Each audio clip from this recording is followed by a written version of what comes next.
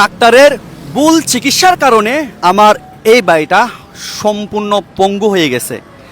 এবার বুঝেন আপনারা, মানুষ উন্নত চিকিৎসার জন্য কেন বিদেশে যেতে চায়। বাংলাদেশের স্বনামধন্য একটা হসপিটালে এই ভাইয়ের অপারেশন হয়েছিল। মেরুদণ্ডের পিছনে হাড্ডি বেড়ে গেছিল।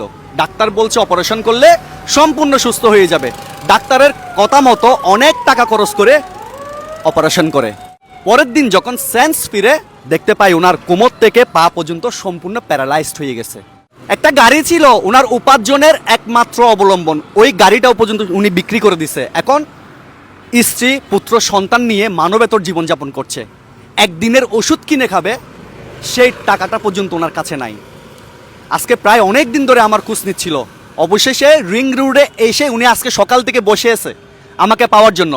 এখানে আসার পর অনেকে বলছে সঞ্জু ভাই এই জায়গায় ভিডিও বানায়, আপনি এখানে বসেন, আসলে সঞ্জু ভাইকে পাবেন। অবশেষে উনি আমাকে পাওয়ার পরে ওনার অসহায়ত্বের কথা আমাকে বলছে। ভাই আসলে কি এই দেশের মা বাপ নাই? এই দেশের চিকিৎসা ব্যবস্থা আসলেই কি উন্নত হবে না? আপনার অপারেশন হয়েছিল কতদিন আগে? আমার অপারেশন হয়েছে 14 মাস আগে।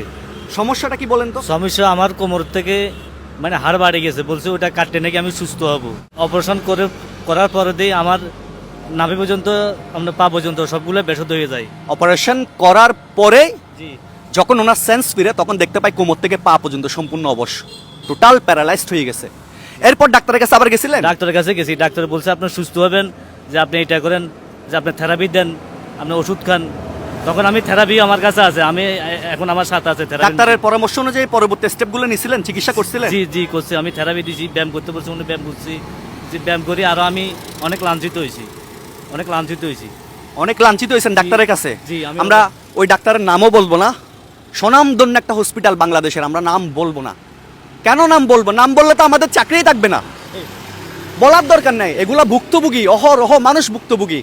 এই যে নিম্ন মধ্যবিত্ত একজন মানুষ এখন সম্পূর্ণ অসহায় হয়ে পড়ছে। ওনার চিকিৎসার জন্য অনেক টাকা ব্যয় করছে, এখন উনি ওষুধ কিনে খাবে, ওই টাকাটাও নাই। এখন পরবর্তী চিকিৎসা কি? ডাক্তার দেখাইছিলেন না? একটা ডাক্তার দেখাইছি, এই যে আপনার যে এমআরআই করছি, আবার বুঝছেন ওই ডাক্তার বলছে যে কোথায় দেখাইছেন এটা? ওইটা দেখাইছি ঢাকার ডাক্তার। যে উনি কি বলছে? উনি বলছে যে আপনি আবার অপারেশন করতে হবে, আপনার অপারেশন ভুল, যে আপনার অপারেশন ভুল হয়েছে। উনি বলছে ভুল চিকিৎসা হয়েছে, আবার অপারেশন করতে হবে। আবার অপারেশন করতে হবে। কত টাকা পর্যন্ত উনি লাগতে বলছে পারে? যে 1,80,000 থেকে 2 লাখ টাকা লাগবে আপনার। 1,80,000 থেকে 2 লাখ 2 লক্ষ টাকা। হ্যাঁ। এখন বর্তমানে আপনি কি করছেন? এখন আমি বর্তমানে কি দিছি, আমি এখন সর্বহারা হই। আমার কাছে আর কিছু নেই এখন। আপনার গ্রামের বাড়ি কোথায়? কোত্থেকে আসছেন? আমার গ্রামের বাড়ি হলো নোয়াখালীতে। আমি সুবর্ণ সর্বা আমার বাড়ি। এখানে কখন আসছেন? রিং রোডে? এখানে আসে সকালবেলা আসি, সকালবেলা আসি আপনাকে খুঁজতেছি।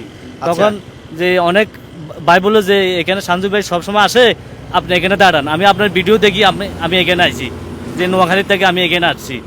ঠিক আছে, এইটা কি আপনার নাম্বার, মোবাইল নাম্বার? এটা আমার মোবাইল নাম্বার। এটা আপনার মোবাইল নাম্বার? এটা বিকাশ, এটা নগদ না? প্লিজ দয়া করে আপনারা এই ভিডিওটা এক্ষুনি শেয়ার করে দেন, যেন এই ভিডিওটা লক্ষ লক্ষ মানুষের কাছে পৌঁছে যায়। আপনার একটা শেয়ারের মাধ্যমে আমরা হয়তোবা এই ভাইটাকে আবার নতুন করে একটা জীবন দিতে পারবো। আসলে বাঁচানোর মালিক তো একমাত্র উপরওয়ালা। আমরা চাইলে উসিলা হয়ে, ঢাল হয়ে ওনার পাশে দাঁড়াতে পারি। প্লিজ মানবিক ভাইদের প্রতি দৃষ্টি আকর্ষণ করছি। সুস্থ সবল একজন মানুষ ডাক্তারের ভুল চিকিৎসায় পঙ্গু হয়ে গেছে। এখন অন্য ডাক্তার বলছে অপারেশন করলে উনি সুস্থ হবে। প্লিজ এই অপারেশনের জন্য দরকার 2 লক্ষ টাকা।